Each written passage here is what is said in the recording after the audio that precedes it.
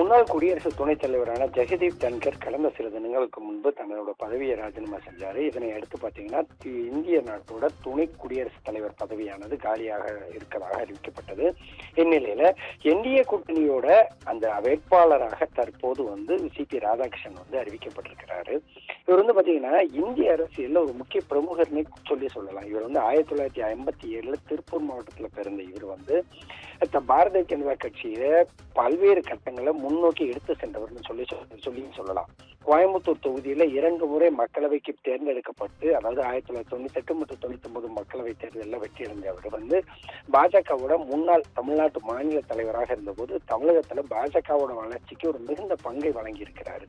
தமிழகத்திலிருந்து கன்னியாகுமரி வரையிலிருந்து கன்னியாகுமரியிலிருந்து சென்னை வரையிலான 93 நாட்கள் நீடித்த ரத யாத்திரை போன்ற அரசியல் நடவடிக்கைகளுக்கு மூலம் இந்த பாஜக கட்சிக்கு ஊக்கமளித்தாரே சொல்லலாம். தொடர்ந்து தமிழ்நாட்டுல பாஜக கூட்டணிகளை அமைத்தவர்களும் பாஜகவில் மாநில மற்றும் தேசிய குழு நிர்வாகிகள் முக்கிய உறுப்பினராக பணியாற்றியிருக்கிறாரு.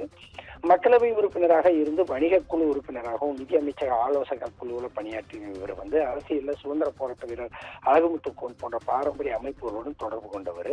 அதாவது மதிப்புக்குரிய தலைவராகவோ அல்லது தமிழகத்தின் பாஜகவின் முன்னேற்றத்துக்கு முக்கிய பங்காளிப்பாளராகவோ இவர் கருதப்பட்டாரு.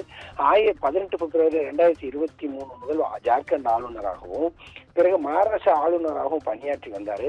அதாவது இப்போதைய முக்கிய கட்சிகளான திமுக, அதிமுக போன்ற பெரிய கட்சிகளுக்கு போட்டி கொடுத்து பெரும் தாக்கத்தை பாஜகவுக்கு அதாவது பாஜக தரப்புல எங்களாலேயும் முடியும் அப்படின்னு சொல்லி ஒரு பெரிய தாக்கத்தை ஏற்படுத்தியவர். அரசியல் நீண்ட கால அனுபவமும் கடுமையான அரசியல் நடவடிக்கையும் பிரபலமாக்குச்சு. சுருக்கமா சிபி ராதாகிருஷ்ணன் அப்படின்னா இந்திய அரசியல்ல பாஜகவோட தமிழ்நாடோட முன்னணி தலைவராகவும் மக்களவை உறுப்பினராகவும் பல முக்கிய பதவியில் இருந்தவர். மேலும் பாத்தீங்கன்னா தமிழக அரசியல்ல இவரோட பங்கு மிக முக்கியமானது.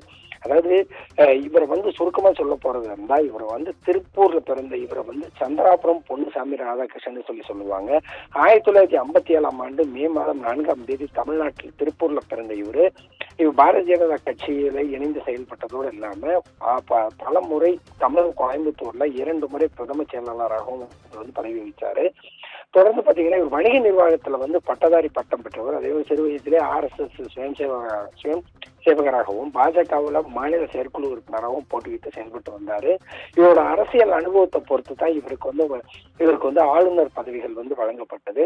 இந்நிலையில இவர் தற்போது என்டிஏ கூட்டணிக்கு துணை குடியரசுத் தலைவருக்கான வேட்பாளருக்காக இவர் அறிவிக்கப்பட்டிருக்கிறாரு.